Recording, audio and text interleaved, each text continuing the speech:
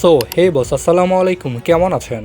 আপনি একবার ভাবুন তো, পৃথিবীর সবচেয়ে শক্তিশালী দেশ মার্কিন যুক্তরাষ্ট্র, যাদের অস্ত্র কিনতে সারি সারি হয়ে দাঁড়িয়ে থাকে বিশ্বের অনেক দেশ।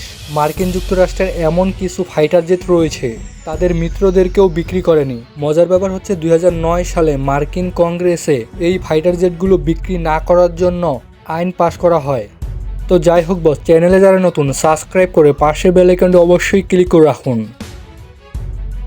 F-22 র্যাপটর এই ফাইটার জেটকে আকাশের রাজা বলা হয়। 1997 সালে সর্বপ্রথম মার্কিন যুক্তরাষ্ট্র এটিকে আকাশে উঠায়। এই ফাইটার জেটটি এতটাই ভয়ঙ্কর যে এই পর্যন্ত পৃথিবীতে এই ফাইটার জেটকে ডিটেক্ট করার জন্য রাডার তৈরি হয়নি। এই ফাইটার জেটে রয়েছে স্টেলথ 20 ফিউশন, এমনকি এয়ার ডমিনেন্স ক্ষমতা। আমেরিকা এই ফাইটার জেটটিকে বিক্রি না করার মূল উদ্দেশ্যই হচ্ছে নিজের রাজ্যের চাবি অন্যর হাতে তুলে দেওয়া।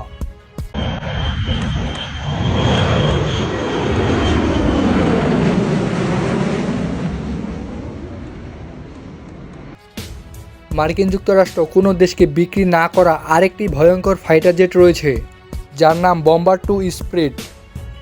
ইরানে হামলা চালিয়েছিল এই যুদ্ধবিমানটি ব্যবহার করে মার্কিন যুক্তরাষ্ট্র। আপনি মনে মনে কল্পনা করুন তো, রাতের অন্ধকারে কোনো সারা শব্দ নেই, কোনো সতর্কতা ছাড়াই এয়ার ডিফেন্স সিস্টেমকে ফাঁকি দিয়ে ডিরেক্ট আঘাত করে তার স্থানে।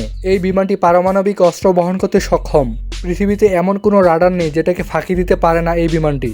এই ফাইটার জেটটি তৈরি করতে আমেরিকার খরচ হয়েছে $2.5 বিলিয়ন মার্কিন ডলার। আপনি একবার কল্পনা করুন, বিশ্বের অনেক স্মল দেশ রয়েছে যেটার বার্ষিক জিডিপি $2.5 বিলিয়ন মার্কিন ডলার। মার্কিন যুক্তরাষ্ট্রের বিক্রি না করা আরেকটি ভয়ঙ্কর ফাইটার জেট রয়েছে F-117। এই ফাইটার জেটটি মার্কিন যুক্তরাষ্ট্রের কাছের মিত্র ইসরায়েলকেও বিক্রি করতে সক্ষম হয়নি, ইভেন কোনো মতে রাজিও হয়নি।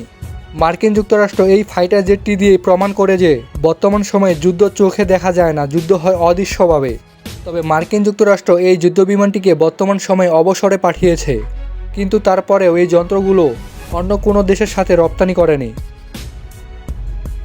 সো আপনি কি 2026 সালে পৃথিবীর সবচেয়ে শক্তিশালী 10টি দেশ কোনটি ভিডিও চান? অবশ্যই কমেন্ট বক্সে জানান। ভিডিওটি শেয়ার করতে পারেন আপনার বন্ধুদের মাঝে। আপনার প্রতিটি মুহূর্ত অনেক অনেক ভালো কাটুক এই প্রত্যাশায় আজকের ভিডিওটি শেষ করতেছি। আল্লাহ হাফেজ।